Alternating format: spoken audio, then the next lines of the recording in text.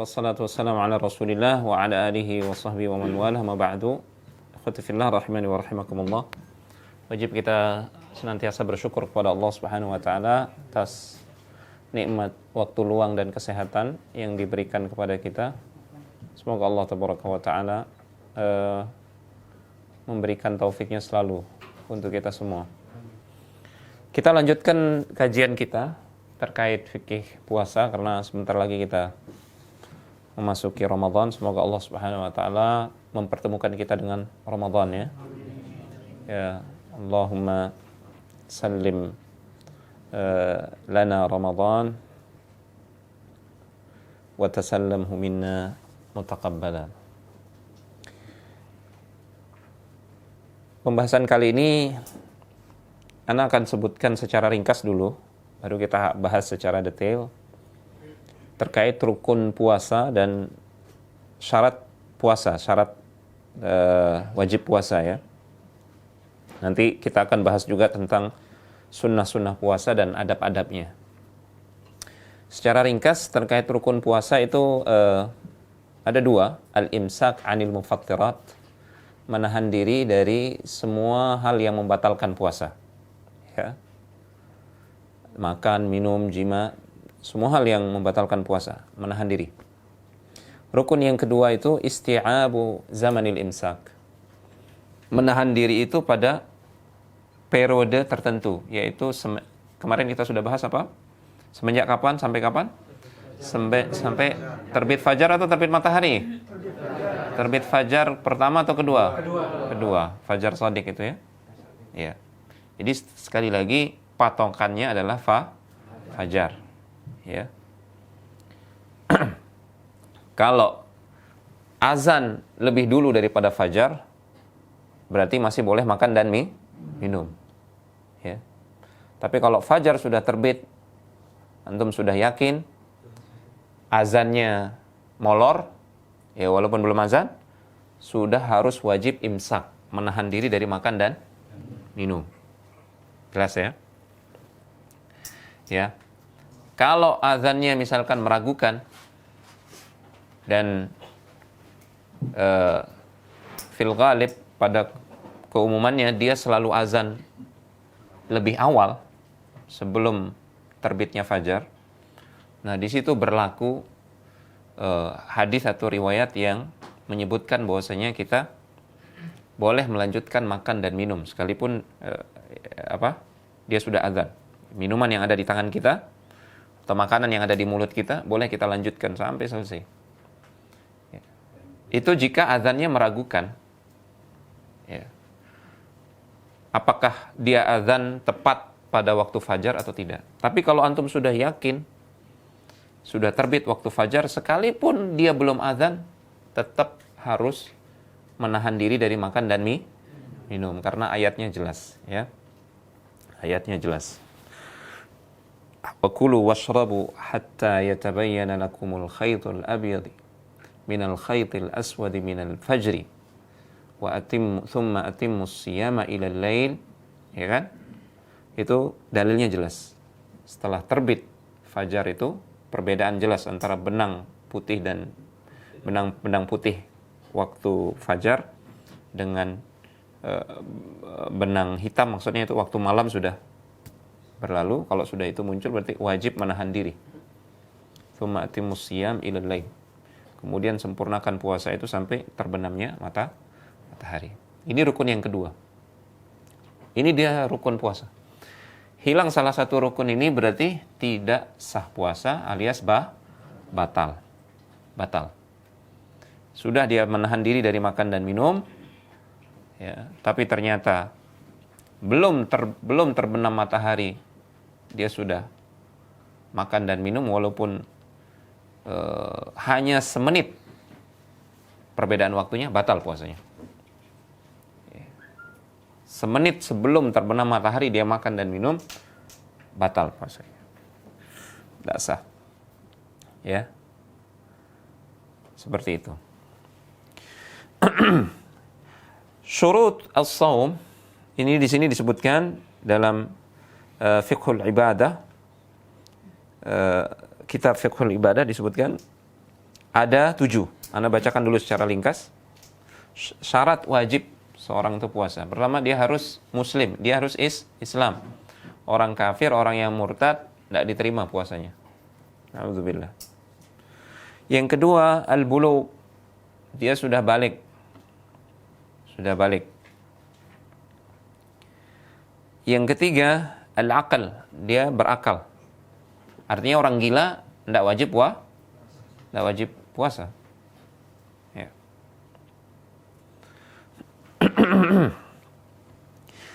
Kemudian yang keberapa? Yang keempat, al-iqamah. Dia menetap. Tidak safar, tidak sedang safar, bepergian jauh. Dia menetap, dia orang yang mukim. Nah, ini kena wajib puasa. Yang kelima, al-qudratu 'ala shaumi. Dia mampu untuk puasa. Ya. Karena boleh jadi dia sakit. Kalau dia sakit berarti tidak mampu. Orang yang sakit tidak wajib dia puasa. Kalau sakitnya itu sampai dia memberatkan dia atau sampai menyebabkan sakitnya bertambah parah misalkan, maka tidak wajib dia puasa, bisa diganti pada hari yang lain. Yang keberapa? Yang keenam, as-sadis, at-taharatu minal haidhi wan nifas. Dia suci dari haid dan nifas, tapi ini khusus bagi wanita. Ini syarat tambahan untuk khusus bagi wanita. Harus suci dari haid dan nifas. Bismillah. Yang ketujuh, an-niyatu fis shaum. Wajib niat. Bahkan kalau puasa wajib, puasa Ramadan, wajib niat itu sebelum fajar. Semenjak malam sebelum fajar. Wajib. Man lam yubayyitin niyah falaysa lahu siyam. Siapa belum berniat puasa wajib ya, di malam hari, maka tidak ada puasa untuknya. Artinya tidak sah puasanya. Wajib dia berniat di malam hari. Baik. Beda dengan puasa sunnah. Ada dalil yang menyebutkan Nabi itu berniat puasa sunnah itu bahkan ketika sudah pagi. Beliau nyari sarapan, kebetulan belum makan minum beliau. Nyari sarapan di rumah istrinya, tidak ada sarapan. Oh, kalau gitu saya puasa. Ini kan beliau berniat. Tapi ini puasa sunnah. Adapun kalau puasa wajib, ada dalil lain yang menyebutkan bahwasanya harus berniat. Nah, ini dia 7 syarat wajib puasa. Baik. Terkait syarat yang pertama, keislaman, itu kemarin kita sudah bahas, singgung sedikit, ya. Di situ ada beberapa pembahasan terkait Islamul kafir al-asli. Bagaimana kalau ada orang kafir, dia masuk Islam? Orang kafir ini kafir asli. Kafir asli maksudnya apa?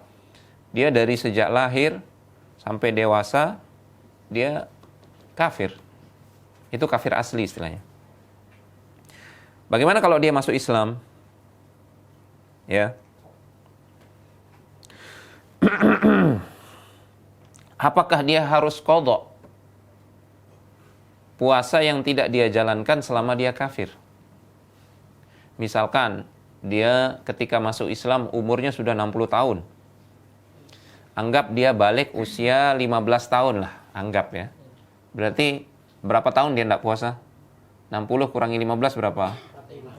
45 tahun tidak pernah puasa. Di umur 60 dia masuk Islam. Nah, wajib tidak dia qadha puasanya selama 45 tahun itu? Para ulama mengatakan tidak wajib qadha. Karena kalau diwajibkan qadha, khawatirnya tidak jadi masuk Islam dia nanti. La ilaha illallah, 45 tahun. Ya, itu pertama. Karena agama kita ini disebutkan ad-dinu yusrun. Agama kita ini mudah. Tidak wajib dia qadha yang 45 tahun tuh. Ya enak makanya, enak masuk Islam ya, enak masuk Islam itu. Tidak berat, sama sekali tidak berat. Hanya mengucapkan 2 kalimat syahadat, semua dosa yang telah lalu itu dihapuskan oleh Allah. Semua kewajiban yang telah lalu, yang tidak dia tunaikan, dimaafkan. Apa istilahnya kita? Pemutihan. Ya, pemutihan.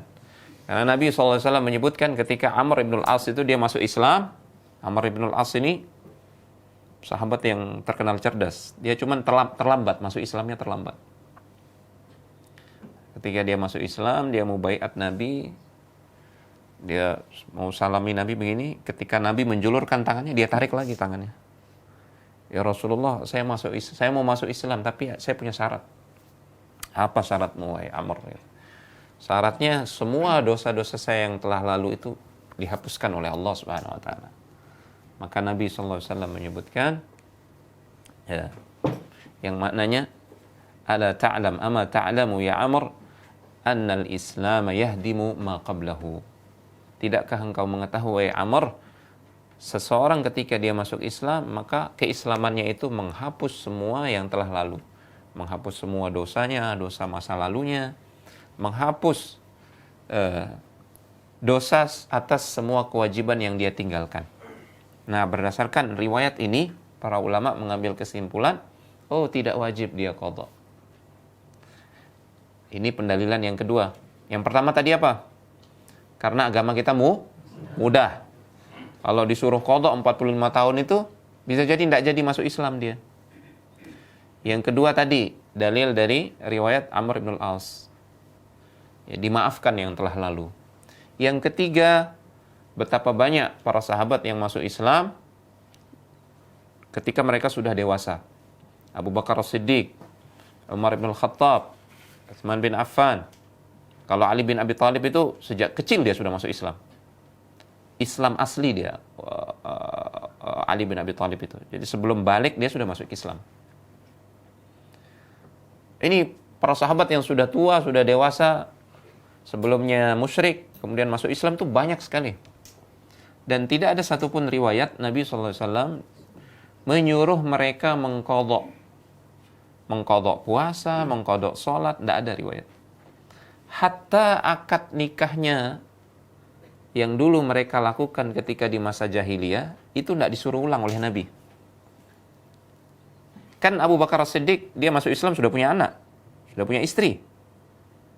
Nabi tidak pernah bilang, Abu Bakar, kamu akad ulang. Nikahmu dulu di masa jahiliyah tidak sah.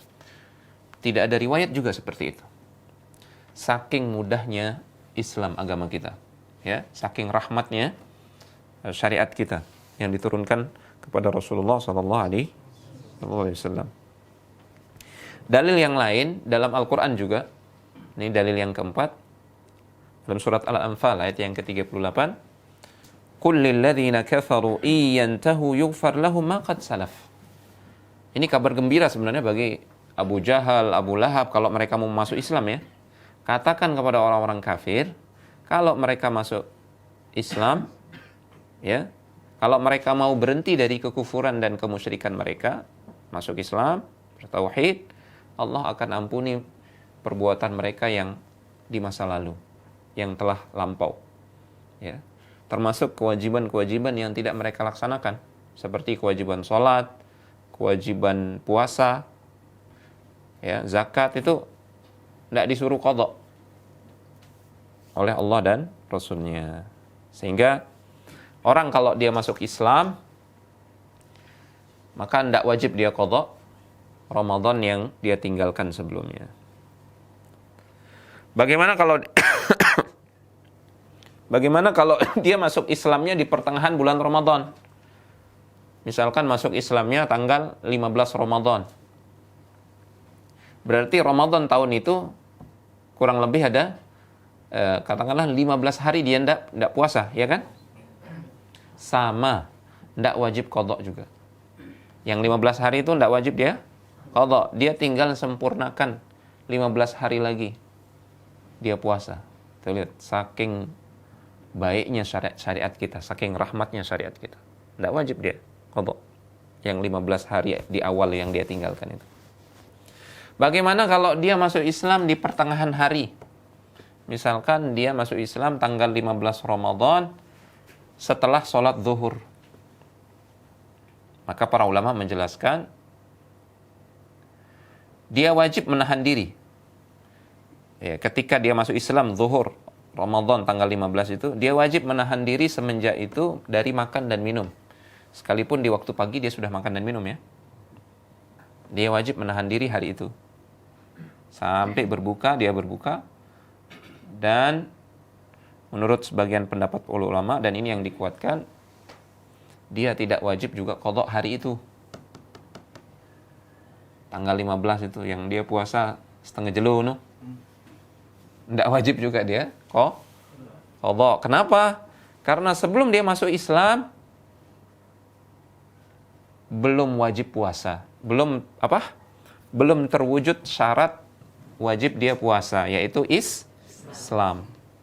Faham maknanya sekarang apa syarat wajib itu? Syarat wajib yang pertama adalah Islam.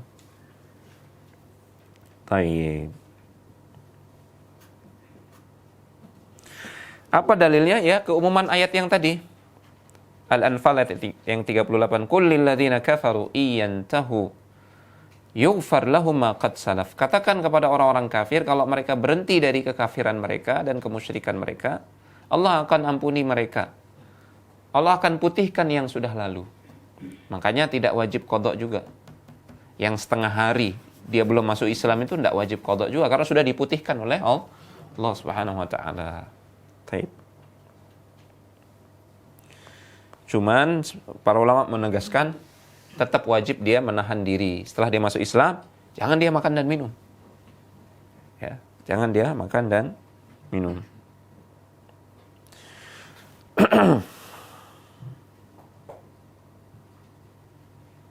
Karena Nabi sallallahu alaihi wasallam berdasarkan riwayat dari Salamah ibn al-Awqa' radhiyallahu ta'ala anhu, qala amara an-nabiy sallallahu alaihi wasallam rajulan an adzin fin nasi anna man kana akala falyasum baqiyata yaumih wa man lam yakun akal falyasum fa innal yawma yaumu Ashura. Berdasarkan riwayat dari Salamah ibn al-Awqa', Nabi sallallahu alaihi wasallam pernah memerintahkan seorang laki-laki untuk mengumumkan kepada orang-orang itu ketika diwajibkannya puasa Asyura. Jadi dulu sebelum puasa Ramadan diwajibkan, puasa Asyura yang wajib. 10 Muharram itu wajib dulu. Nah, setelah turun kewajiban puasa Ramadan, dicabutlah kewajiban puasa Asyura menjadi puasa sunnah, yang wajib adalah puasa Ramadan. Dulu awalnya puasa Asyura wajib. Nah, Nabi mengutus orang untuk umumkan di kampung-kampung. Apa isi pengumumannya? Adzin fin nasi, umumkan kepada orang-orang, anna man kana akala falyasum baqiyat yaumih. Siapa yang sudah sarapan tadi pagi, sudah makan, tahan diri. Puasa, harus puasa ya pada hari itu. Wa man lam yakun akala falyasum. Siapa yang kebetulan belum makan, ya sudah, puasa juga. Ya. Fa innal yawma yaumu Ashura, karena hari ini adalah hari Ashura 10 Muharram. Berdasarkan riwayat ini tidak disebutkan bahwasanya Nabi SAW memerintahkan sahabat yang kebetulan sudah sarapan di pagi hari 10 Muharram itu, tidak ada riwayat yang menyebutkan Nabi suruh mereka qadha. Ya. Nah, ini menunjukkan bahwasanya ini dikiaskan oleh para ulama terkait orang yang masuk Islam di pertengahan hari Ramadan. Dia wajib menahan diri, tapi tidak wajib qadha hari itu. Jelas ini? Paham ya? Ya. Intinya supaya kita paham, Islam itu adalah syarat orang itu wajib puasa. Syarat.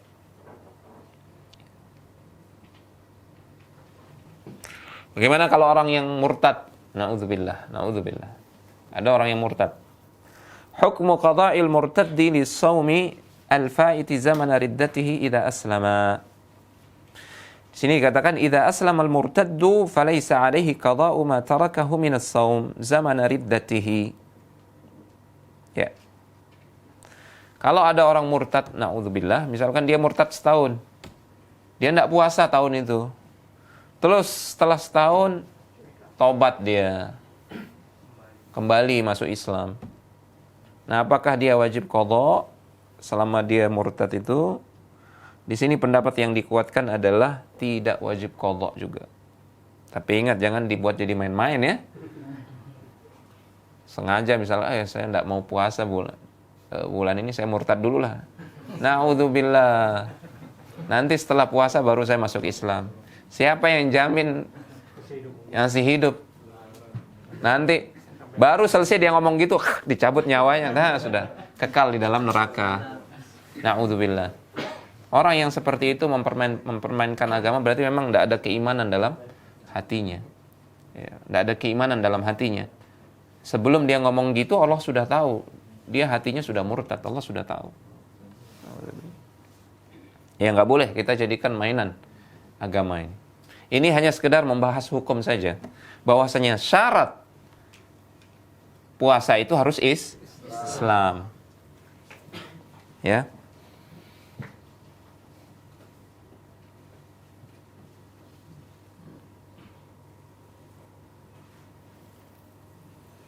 Bahkan dikatakan di sini, man irtadda fi athna'is shaum batala shaumuhu wa alaihi qada'u dzalikal yaum idza aslama. Tapi kalau misalkan dia murtad di tengah-tengah dia puasa misalkan sampai tanggal 10. Ya. Sampai tanggal puasa atau anggaplah di hari terakhir dia puasa, tanggal 29 atau tanggal 30. Tapi di pertengahan hari tersebut dia murtad, na'udzubillah. Murtad melakukan kekafiran, ya, atau menghina Allah dan Rasulnya, menghina Al-Quran, itu perbuatan-perbuatan yang bisa menjadikan orang keluar dari Islam. Bagaimana hukumnya?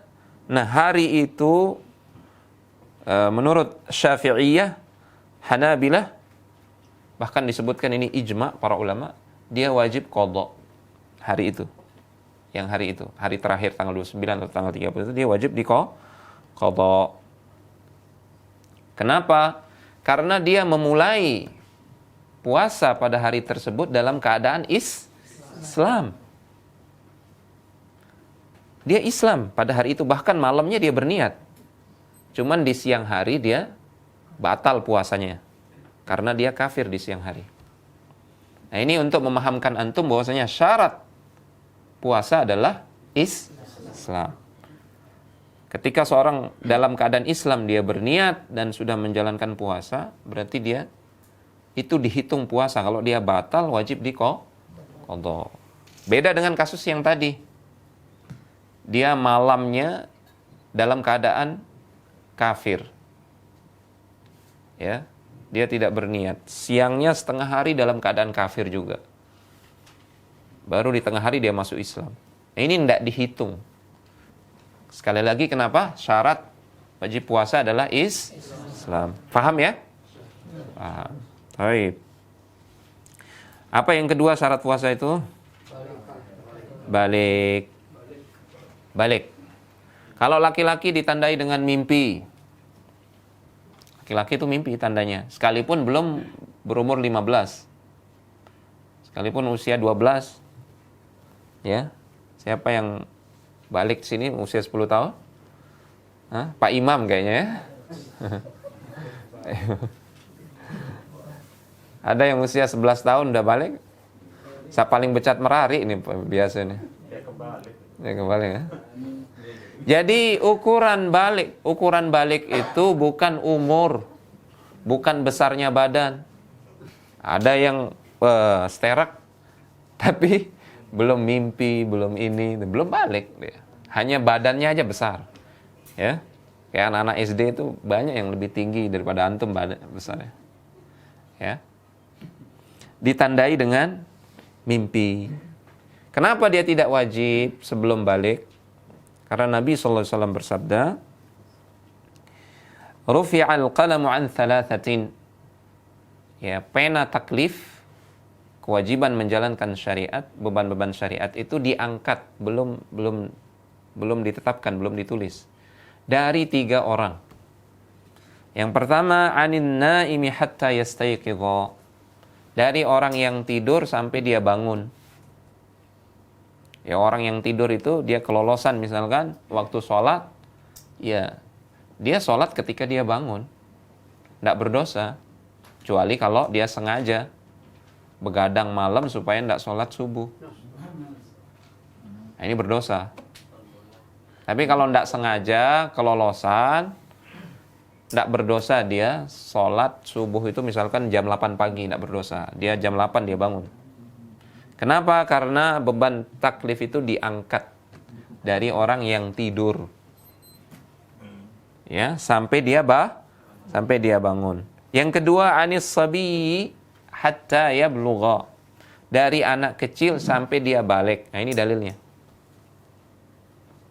Yang ketiga, wa anil majnun hatta yaqila. Diangkat juga dari orang yang hilang akal. Orang yang gila. Orang yang sudah sepuh tua.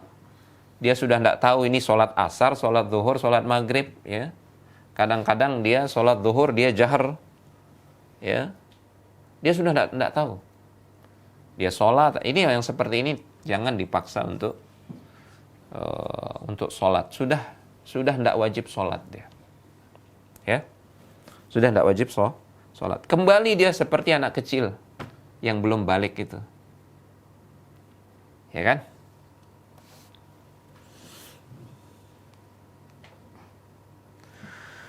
Nah, itu dalilnya, dan ijma' para ulama juga dinukil oleh Ibnu Hazm, Ibnu Rushd, An-Nawawi dan para ulama yang lainnya bahwasanya 3 jenis orang ini dia tidak wajib untuk melakukan beban-beban syariat, termasuk puasa. Ya. Kalau antum punya orang tua yang sudah sepuh, udah pikun lah begitu, dia makan, antum lihat dia makan, terus antum tanya, kenapa makan, Pak? Ini kan berbuka, ini saya buka, ini saya berbuka ini gitu. Ya sudah, ini berarti sudah pikun, tidak wajib puasa. Biarin dia makan. Dan itu hikmah dalam agama kita, karena agama kita agama yang mudah. Ad-dinu yusrun. Bayangkan kalau orang yang sudah pikun tetap wajib puasa, anak yang masih kecil belum balik wajib puasa, bayangkan. Anak itu susah, orang tua yang sudah pikun ini juga berat, susah. Keluarganya susah. Ibu bapaknya susah, anak-anaknya susah. Ya, karena harus wajib untuk dijaga tetap berpuasa. Yang namanya anak kecil kan, aduh. Orang tua yang sudah pikun juga, waduh, luar biasa, butuh kesabaran. Nah, disinilah rahmat syariat kita mengangkat beban itu. Ya.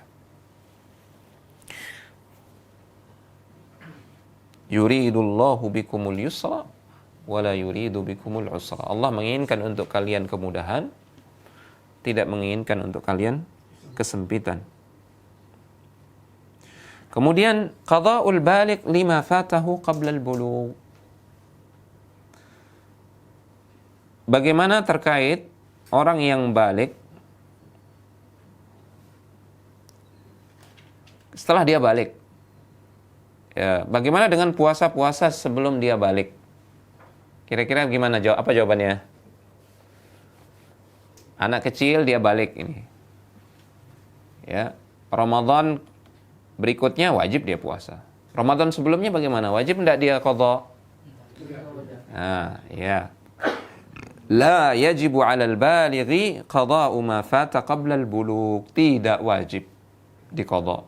Karena sekali lagi syarat wajib puasa adalah balik al-bulugh. Sama seperti Islam tadi. Dan ini ijma'. Dalilnya yang tadi apa? Rufi'al qalamu an thalathatin. Diangkat pena taklif itu dari 3. Tapi bagaimana kalau kita menyuruh anak yang belum balik untuk puasa? Amrus sabi bis saum. Idza kana sabiyyu yutiqu as-siyama duna wuqu'i dhararin 'alayhi fa'ala walihi an ya'murahu bis saum. tetap kita harus menyuruh anak kecil untuk puasa jika, ini penting, jika puasa itu tidak menyebabkan mudarat buat si anak ini. Ya. Mudarat dari sisi kesehatannya, dari sisi psikologisnya.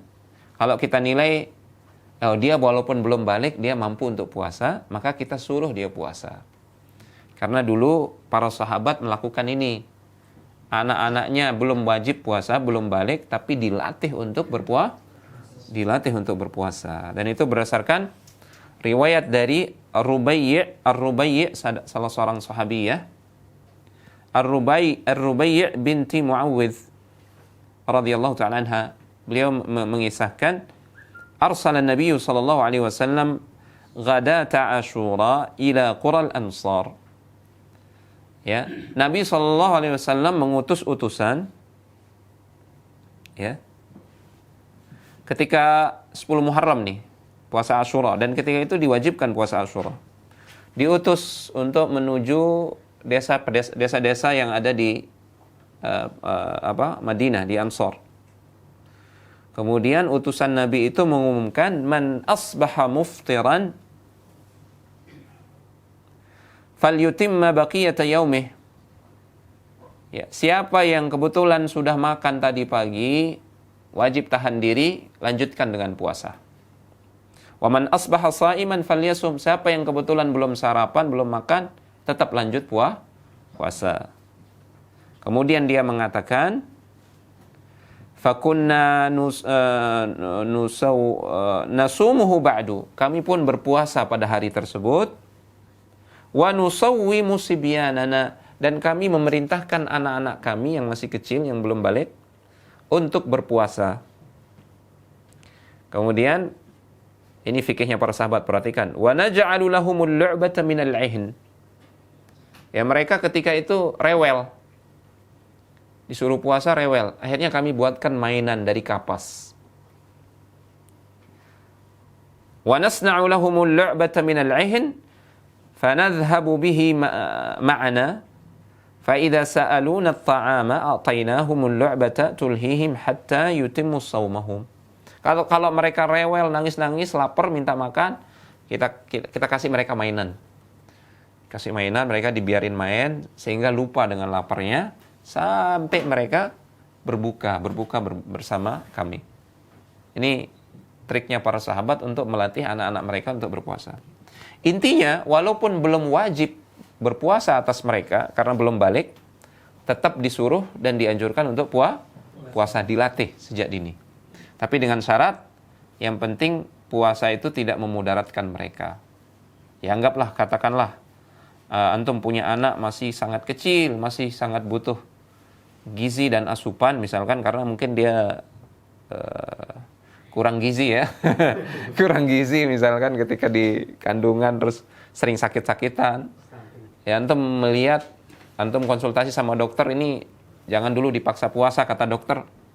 Ya jangan disuruh untuk puasa. Toh mereka juga belum balik. Ya. Sedikit nanti kita sambung lagi. Bagaimana kalau dia baliknya itu dia mimpi di pertengahan Ramadan? Idza balagha as-sabiyyu athna'a syahri Ramadan fa innahu yasumu baqiyat asy-syahri wa la yalzamuhu qada'u ma sabaq. Kalau dia balik di pertengahan Ramadan, anggap 15 Ramadan dia balik. 15 hari berarti dia enggak puasa kan? Ya. Atau misal anggaplah dia enggak puasa 15 hari di awal itu karena belum balik. Apa yang harus dia lakukan? Wajib enggak diqadha yang 15 pertama itu? Tidak wajib, karena belum balik. Bagaimana kalau dia baliknya di pertengahan hari, waktu zuhur misalkan? Tadi pagi dia makan. Dia sarapan, tadi pagi dikasih sarapan. Ternyata siang hari orang tuanya tahu dia ini mimpi basah misalkan. Berarti sudah balik. Idza balagha as-sabiyyu athna'a nahari Ramadhan wa huwa muftirun فإنه يلزمه أن يمسك بقية يومه ولا قضاء عليه. Tidak qadha. Hari itu tidak wajib qadha, tapi wajib menahan diri. Siang hari dia mimpi, walaupun di pagi hari dia sudah sarapan, nah sisa hari ini wajib dia menahan diri, tidak boleh dia makan minum. Dia harus dilarang sama orang tuanya, jangan makan minum, ya kamu sudah wajib puasa. Hari itu tidak wajib dia qadha. Kenapa? Karena dia mengawali puasa belum dalam keadaan wajib berpuasa. Faham sampai di sini? Ini yang namanya syarat wajib. Jadi apa tadi syarat wajib? Ada 7. 1 apa? Islam. 2 balik. 3 berakal. 4 mukim, menetap. Nanti kita bahas insyaallah. Apa lagi? Mampu dia untuk puasa, tidak sakit dan seterusnya. Ya. Ada orang yang tidak sakit tapi tidak mampu. Siapa? Hah?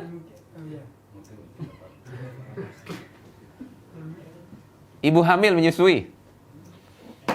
Tapi ibu hamil dan menyusui ini ada yang kuat berpuasa, ada yang tidak kuat.